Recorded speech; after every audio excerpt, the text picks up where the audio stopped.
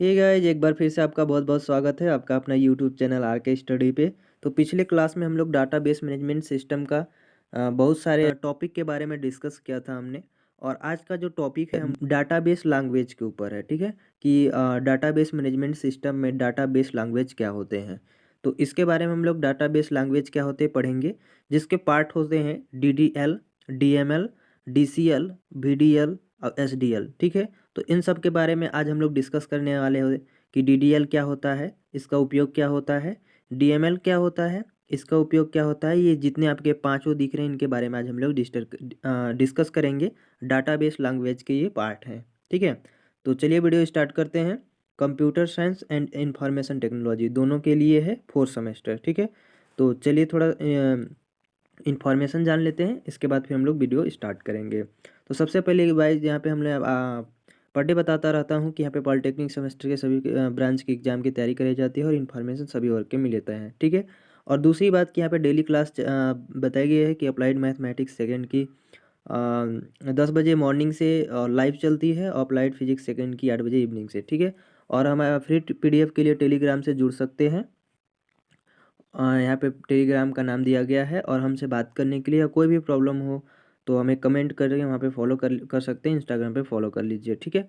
और देखिए 4 सेमेस्टर का और से क्लास अभी स्टार्ट होने वाली है, जो होगी ऑपरेटिंग सिस्टम, ठीक है।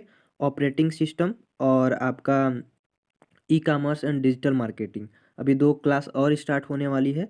तो चैनल को सब्सक्राइब कर लीजिएगा, साथ में बेल आइकन भी प्रेस करिएगा, क्योंकि हम अभी ऐसे अभी सभी सब्जेक्ट का तैयारी कराते रहेंगे आपको। तो चलिए वीडियो स्टार्ट करते हैं। तो आज का जो हमारा होने वाला है, यहाँ पे हमने बता भी दिया है कि डाटाबेस लैंग्वेज के ऊपर करने हैं कि डाटाबेस लैंग्वेज क्या होते हैं और उसके टाइप्स क्या क्या हैं, इसके बारे में आज हम लोग डिस्कस करने वाले हैं। तो सबसे पहले हम लोग यहाँ बात कर लेते हैं कि डाटाबेस क्या होते हैं, ठीक है। तो देखिए, किसी सिस्टम में डेटाबेस क्रिएट करना, ठीक है। किसी कोई भी सिस्टम है आपके पास, ठीक है, मान लीजिए कंप्यूटर है आपके पास, तो उसमें क्रिएट और मेंटेन करने के लिए, ठीक है, क्रिएट करने के लिए और मेंटेन करने के लिए डाटाबेस लैंग्वेज का प्रयोग किया जाता है। माने ये डाटाबेस जो है वो कोई क्रिएट करेगा, जैसे कोई नया फाइल बना रहा है, ठीक है, और उस फाइल को फिर मेंटेन करने के लिए डाटाबेस लैंग्वेज का उपयोग किया जाता है, ठीक है। अब इसको थोड़ा सा हम लोग जैसे इसके पार्ट पढ़ेंगे ना, तब हम लोग बहुत अच्छे से समझ में आ जाएगा, ठीक है।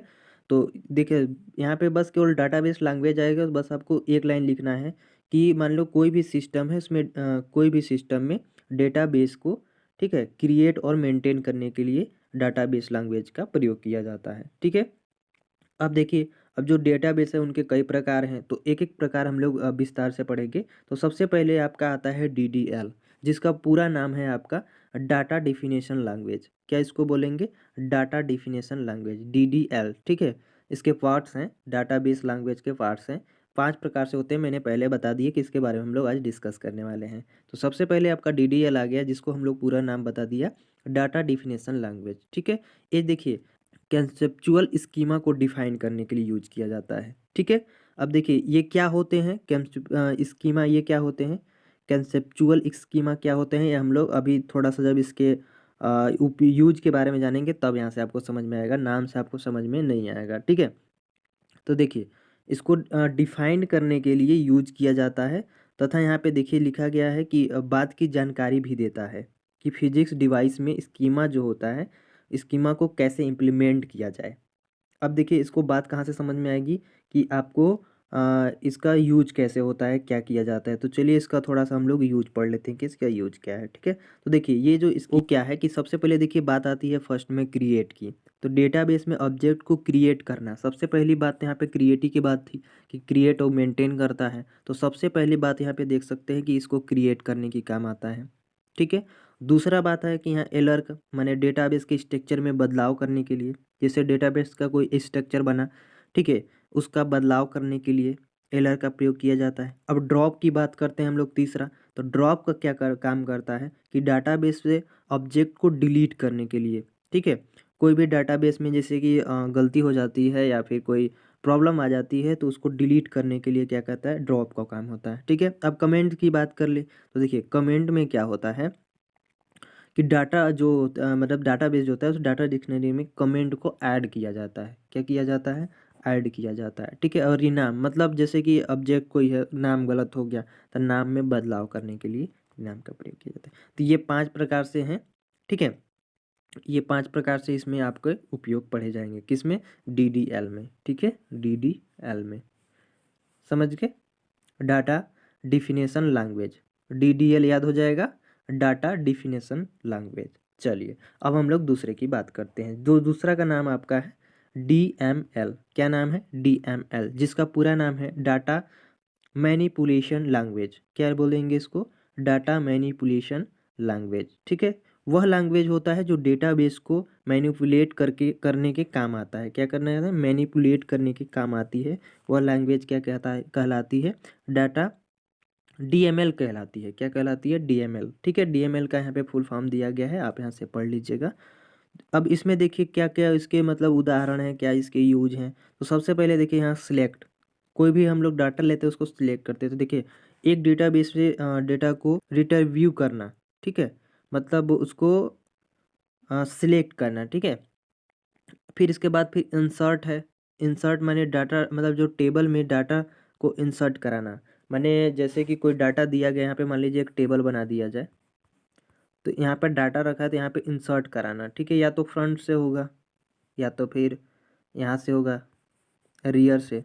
तो ये फ्रंट मतलब इंसर्ट कराना, डाटा को उसमें इंसर्ट कराना काम रहता है DML का। और फिर अपडेट कराना, यानी टेबल में मौजूद डेटा को अपडेट कराया जाएगा, माने नया बदला जाएगा। डिलीट कराना माने टेबल में से कभी रिकॉर्ड को डिलीट करना, जैसे कि इसमें मान लीजिए कोई रिकॉर्ड पड़ा हुआ है तो उसको क्या कर सकते हैं, डिलीट कर सकते हैं। फिर कॉल, तो जावा इस प्रोग्राम में कॉल करने के लिए भी यूज किया जाता है DML का, ठीक है। तो आई होप कि DML क्या होते हैं समझ के होंगे। अब हम लोग तीसरे की बात करेंगे। तीसरा आपका यहाँ पे है DCL। क्या है, DCL। DCL का पूरा नाम है आपका डाटा कंट्रोल लैंग्वेज। यहीं से बात से समझ में आ रही है, डाटा कंट्रोल लैंग्वेज, यानी जो डाटा है उसको कंट्रोल करने के लिए, ठीक है। डेटाबेस से संग्रहित डेटा के एक्सेस को कंट्रोल माने नियंत्रित करने के लिए DCL का प्रयोग किया जाता है। यहाँ से बात समझ में आ गया, डाटा कंट्रोल लैंग्वेज। मान लीजिए हमारे पास डाटा इतना सा है, अब इसको अब कंट्रोल करने के लिए ये हम लोग DCL का प्रयोग किया करते हैं, ठीक है। तो इसमें 2 पॉइंट है। पहली बात है ग्रांट, माने डाटाबेस के लिए यूजर को प्रिविलेज प्रदान करना, प्रिविलेज प्रदान करना। दूसरा है रिवोक, माने ग्रांट कमांड द्वारा दिए गए विशेष अधिकार को वापस लेने के लिए, ठीक है, रिवोक कमांड का प्रयोग किया जाता है। चलिए अब हम लोग तीसरे की बात अगले की बात कर लेते हैं, जो आपका चौथा है VDL। क्या है, VDL। इसका पूरा नाम देखिए यहाँ पे दिया गया है, व्यू डिफिनेशन लैंग्वेज है। इस लैंग्वेज का प्रयोग यूजर व्यूअर व्यूज तथा उनकी मैपिंग को कंसेप्चुअल स्कीमा में स्पेसिफाई करने के लिए किया जाता है। इस लैंग्वेज का प्रयोग यूजर को व्यू तथा उनकी मैपिंग माने नापना, ठीक है, मैपिंग को कंसेप्चुअल स्कीमा में स्पेसिफाई करने के लिए प्रयोग करते हैं। दूसरी बात यहाँ पे है कि यह यूजर के क्लासेज के लिए उपलब्ध रिकॉर्ड को सबसेट डिफाइन करता है, सबसेट डिफाइन करता है, ठीक है। यह वर्चुअल टेबल को क्रिएट करता है, वर्चुअल टेबल को क्रिएट करता है, ध्यान पे रखिएगा, यहाँ पे वर्चुअल टेबल को क्रिएट करता है तथा यूजर को व्यू और कंसेप्चुअल लेवल की तरह दिखाई देता है, ठीक है। और यहाँ पे जो VDL है आपका, VDL यूजर इंटरफेस को स्पेसिफाई करता है, ठीक है। ये आपका VDL का काम है। अब हम लोग लास्ट बात कर लेते हैं SDL का, ठीक है। तो SDL जो होता है, SDL का देखिए पूरा नाम यहाँ पे स्टोरेज डिफिनेशन लैंग्वेज है।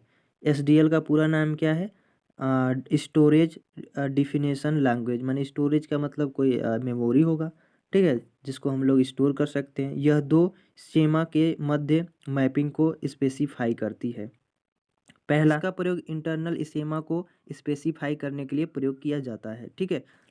तो गाइज ये सब आपके इतने डाटाबेस लैंग्वेज थे जिसके बारे में आज हम लोग पूरा डिस्कस कर लिए। तो आई होप कि ये वीडियो आपको पसंद आई होगी। तो बस आज के लिए इतना ही, मिलते हैं नए वीडियो में, तब तक के लिए जय हिंद।